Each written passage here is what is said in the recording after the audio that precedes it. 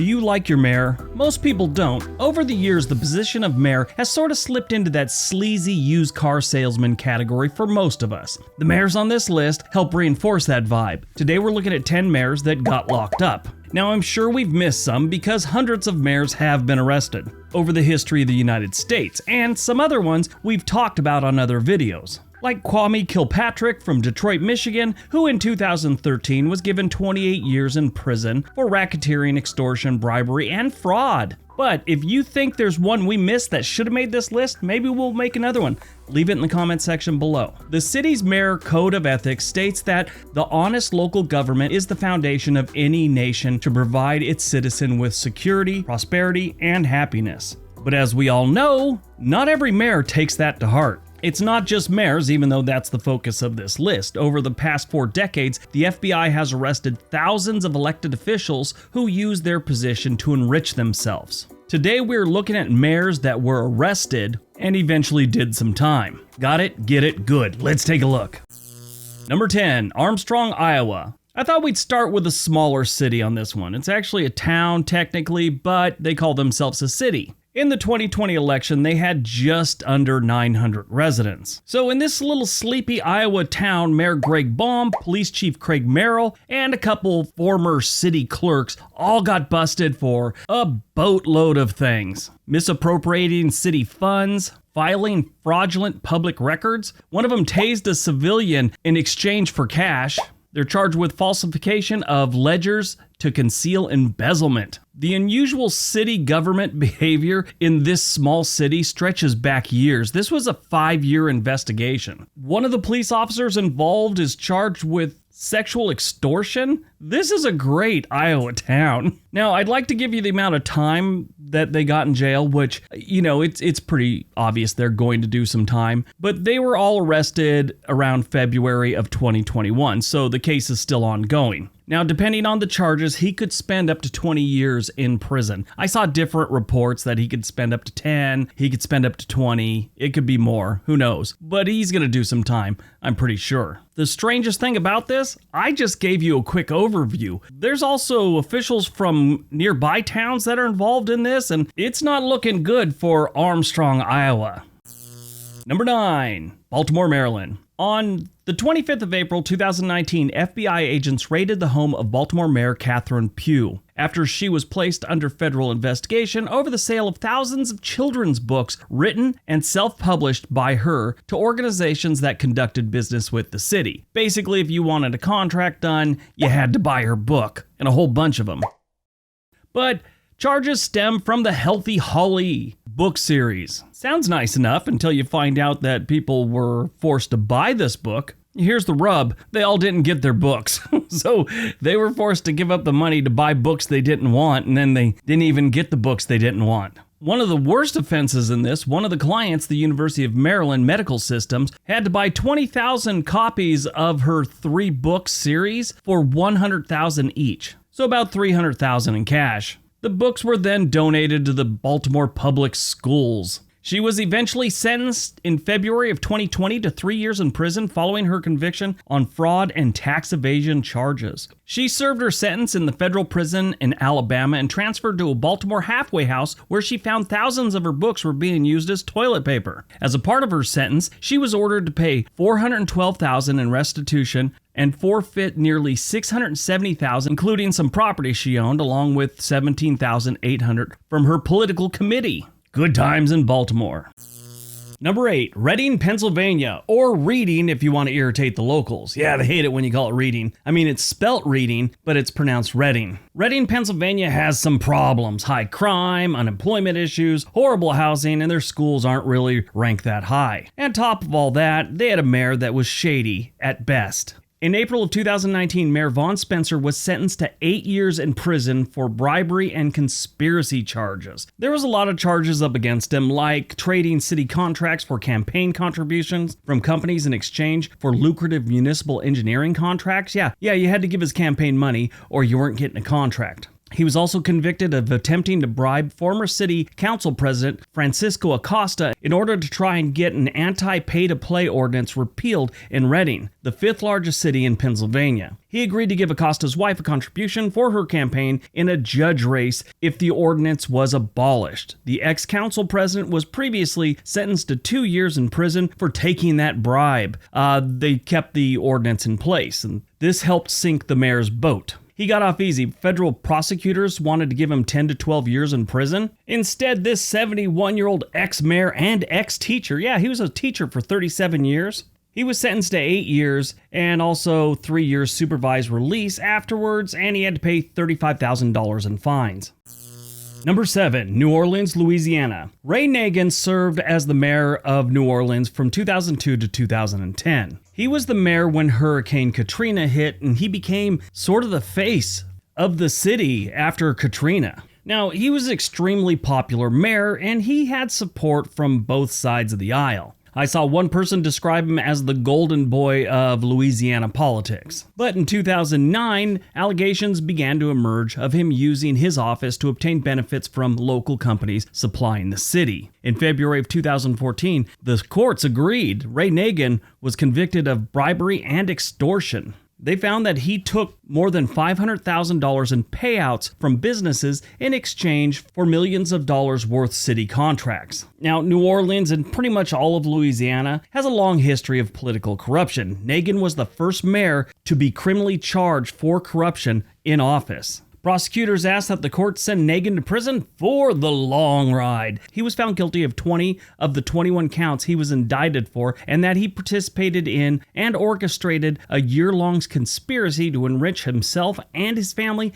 and cover up his crimes. On July 9th, 2014, Nagin was sentenced to 10 years in prison and almost $600,000 in restitution and forfeitures. Nagin reported to the Federal Correctional Institution in Texarkana on September 8, 2014 to start serving his extended vacation. He was scheduled to get out of prison on May 25, 2013, but the COVID pandemic kind of started spreading around the prison and they decided to put him on house arrest on April 27, 2020. It's too bad. I remember when he was the mayor during the whole Katrina thing, and I don't know, you just kind of liked him. He was very charismatic and he seemed very passionate about the city and the people. Come to find out, he was actually more passionate about filling his bank account.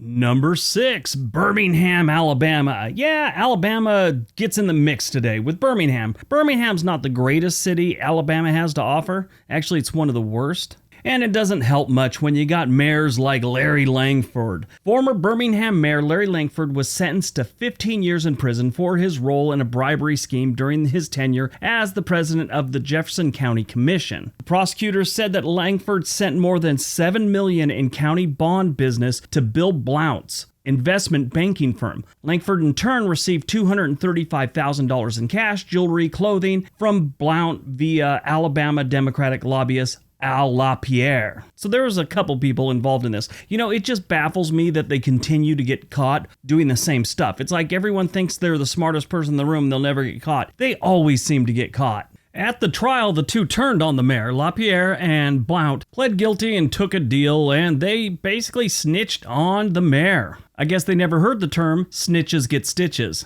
They each took a 4-year ride while the mayor got 15. Now, this all went down in 2008, and the trial ended in late October 2009. He was supposed to spend his 15 years in jail, but on April 27, 2015, Langford was transported from the prison hospital due to a case of pneumonia. Langford was first rejected for a compassion release after describing himself as terminally ill, but on December 28, 2018, a federal judge reduced Langford's sentence for corruption to time served. He was granted a compassion release from prison in December of 2018 due to failing health. Langford died on January 8, 2019. He was 72.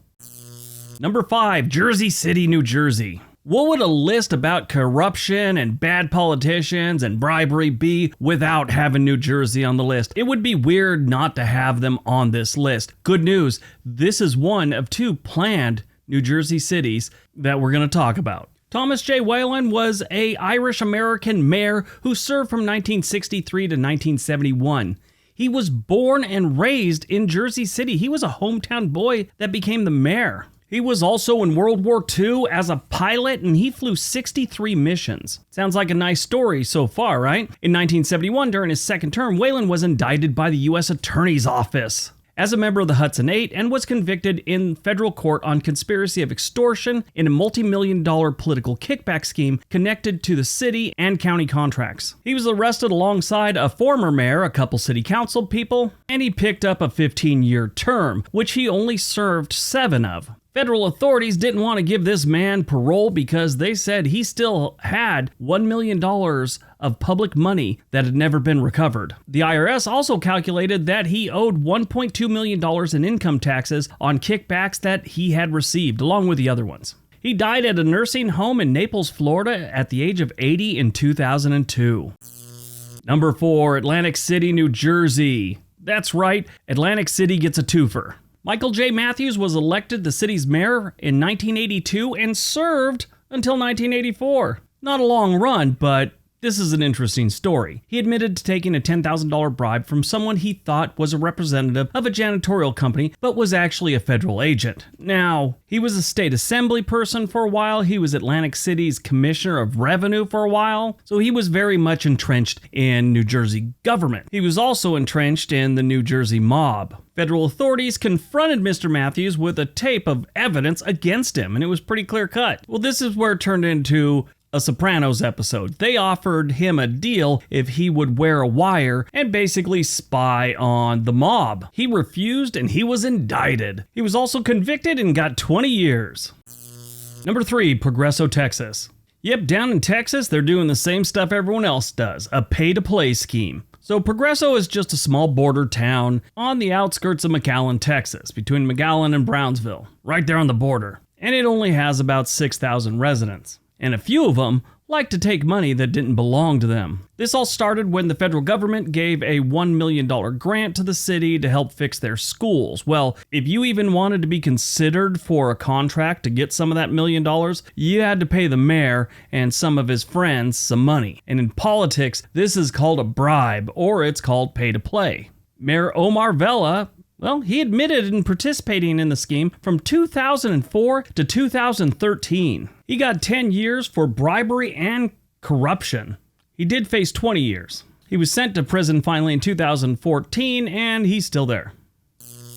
Number 2, Compton, California. Walter R. Tucker III served as Compton's mayor from 1991 to 1992, and he was convicted by a federal jury of extorting $30,000 in bribes and cheating on his income tax while serving as the mayor. Now, what's weird is it took a while for the jury to convict him. 9 days of deliberation, but they found him guilty on 7 counts of violating the federal Hobbs Act, which bars public officials from taking money in exchange for their votes. He was also convicted of failing to pay income tax on bribe payments and other money he received during those years. Now that's strange. Can't they just lump that in with your normal charge? Because who's going to claim bribes that they got? Doesn't that send a red flag to someone if you're claiming bribes? At his sentencing, he suggested that he might start a prison ministry if he has to serve the time behind bars. Suddenly he found religion. I always like that. People that find religion when they've done something horrible. Or when they get off drugs. I always found those friends kind of strange. When they get off drugs, all of a sudden they're trying to convert you.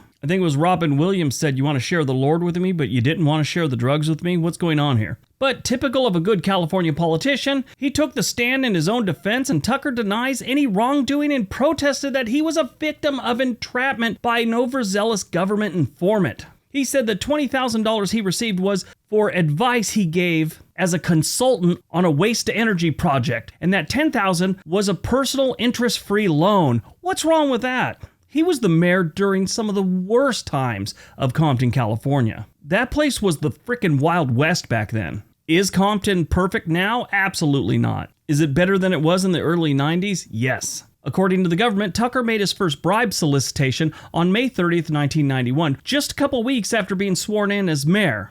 Guess he didn't want to waste any time learning the ropes. All right, before we get to number 1, don't forget to give this video a big thumbs up and subscribe if you haven't. We also have another channel called On This Day. There's a link down below.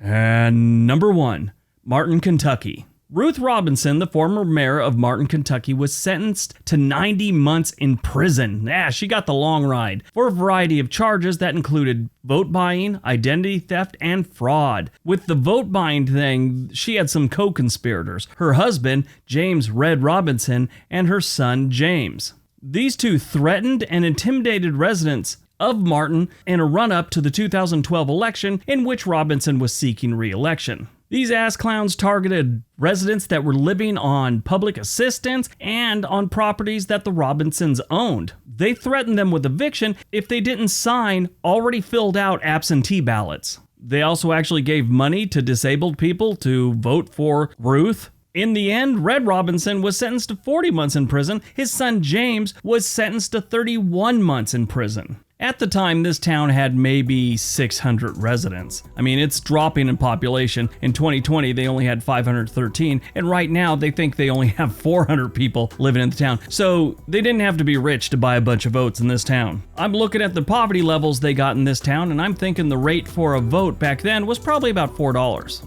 It's a cute looking town though. All right, that's today's video. Hope you guys enjoyed it. Hope you got some information out of it. Now go out, have a productive day, and be nice to each other.